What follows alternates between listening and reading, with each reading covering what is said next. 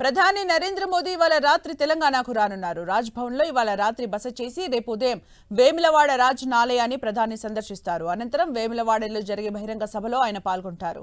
ఆ తర్వాత వరంగల్లో జరిగే బహిరంగ సభకు హాజరవుతారు.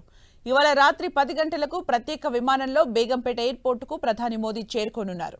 రాత్రి 10 గంటల 25 నిమిషాలకు రాజ్భవన్కు వెళ్లి అక్కడే బస చేయనున్నారు. రేపు ఉదయం 8 గంటల 25 నిమిషాలకు బేగంపేట ఎయిర్పోర్ట్ నుంచి ప్రత్యేక హెలికాప్టర్లో వేములవాడకు వెళ్లనున్నారు. వేములవాడకు ప్రధాని మోదీ ఉదయం 9 గంటల 20 నిమిషాలకు చేరుకోనున్నారు.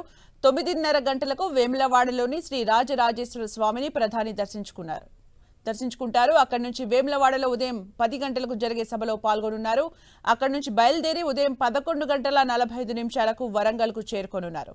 మధ్యాహ్నం 12 గంటలకు జరిగే బీజేపీ బహిరంగ సభలో ప్రధాని పాల్గొనున్నారు.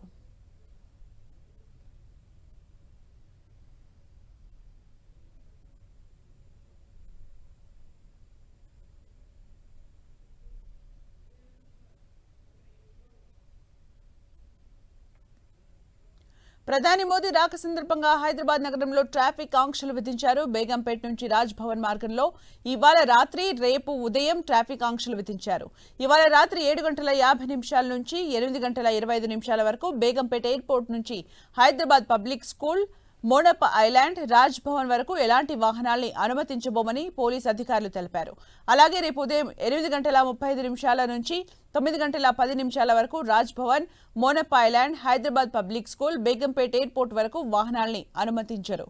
ఈ సమయంలో వాహనదారులు ప్రత్యామ్నాయ మార్గాల్లో వెళ్లాలని ట్రాఫిక్ పోలీసులు సూచించారు.